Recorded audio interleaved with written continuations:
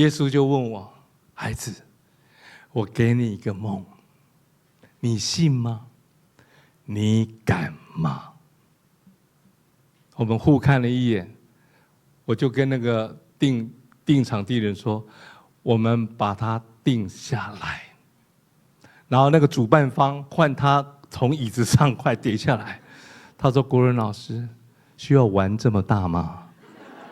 那是鸟巢哎。”亲爱的朋友，我跟乃馨就把鸟巢定下来，从此我们就走上一个不可思议的奇迹之路。要不要听？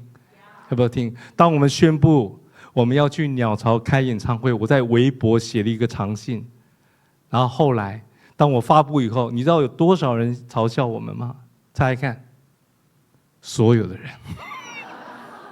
他们说：“你哪位啊？你以为你是谁？天哪，周杰伦都还没去，王菲、张学友都还没去，你凭什么去鸟巢？你要不要称称你的经验？你照照镜子吧你。”然后还有人说：“你是不是自我感觉良好？你是不是大头症？你是不是疯了吗？你神经吗？”然后他说：“你知道鸟巢是我们的圣殿，你要去污染我们的圣殿吗？”然后还有人说那一天连黄牛都懒得来。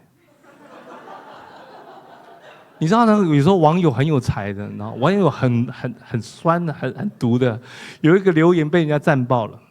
他说那一天一定是空巢老人演唱会。亲爱的朋友，其实我不怪他们，因为连我自己都想笑我自己，因为我觉得太不可思议了。没有开过演唱会的人第一次就要去鸟巢，连我自己都想笑我自己。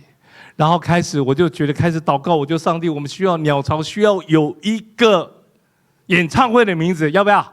要不要？取什么比较好？梦想起飞。那我们没想到这个名字，当初还没想到。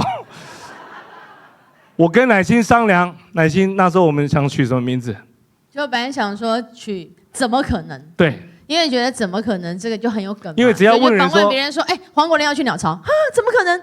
黄国伦要去鸟巢啊，怎么可能？我们就干脆自嘲，用怎么可能？对，怎么可能？是不是有一个好处？进可攻，退可守。哇，怎么可能会有人来？